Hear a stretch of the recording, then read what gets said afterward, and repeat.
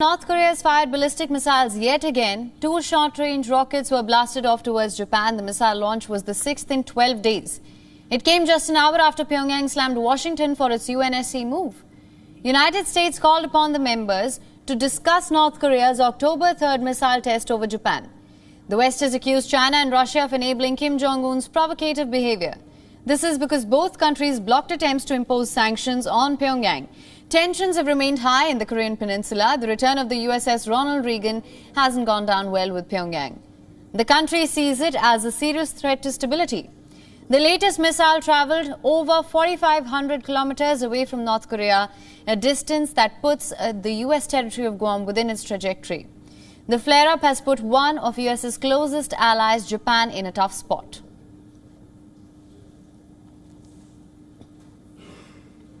北朝鮮は特に今年に入ってからかつてない高い頻度で、かつ新たな対応でのミサイル発射を繰り返しております。ここ数日も立て続けに弾道ミサイルを発射しており、9月末からの短期間でも6回目と挑発を執拗かつ一方的にエスカレートをさせています。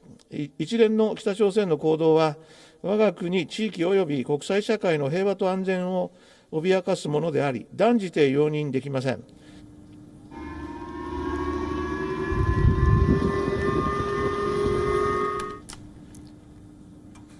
The first launch likely covered a range of 350 kilometers, while the second one covered 800 kilometers. The volley of missiles is being seen as a direct response to the United States, Japan and South Korea's joint drills.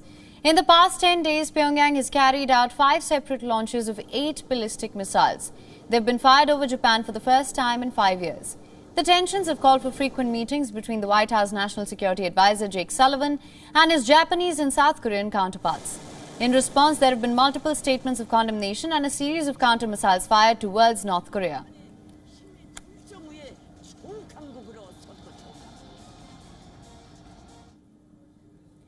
Now for more on this, we're being joined by Josh Smith, who's a senior Reuters correspondent from Seoul. Thank you so much for joining us on this broadcast. What do you make of these recent missile launches by inert North Korea after the United States' latest UNSC statements? Well, North Korea did make clear today with a statement by its foreign ministry and then the follow-up short-range ballistic missiles that we had today that it justifies these missile launches as a response to those joint drills. It condemned the United States taking this before the UN Security Council, saying that this was a justified reaction to U.S. joint drills, and it specifically cited the redeployment of a U.S. aircraft carrier, which has been operating around South Korea really for the first time since 2017 and 2018. And so between all of these military drills on each side, and of course North Korea taking the very unusual step of shooting a missile over Japan, tensions in the region have certainly risen. All right, so what does this mean for regional and geopolitical order now?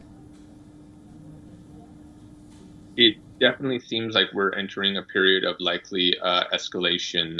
North Korea appears to be poised to potentially begin or resume nuclear testing for the first time since 2017. Officials here in Seoul say they think it's basically just a matter of time before North Korean leader Kim Jong-un may make that decision.